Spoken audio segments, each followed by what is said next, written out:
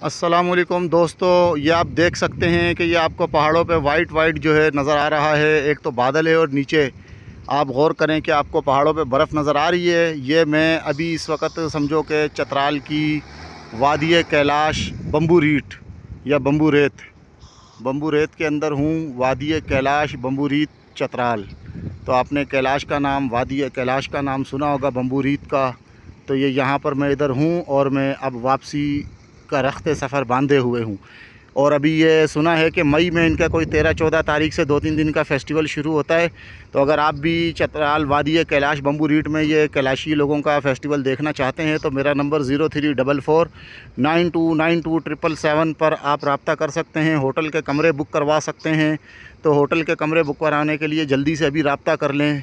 तो इस फ़ेस्टिवल को देखना चाहते हैं चतराल में वादी कैलाश बम्बू रीत में, अगर आप आना चाहते हैं तो जल्दी रब्ता करें। Thank you.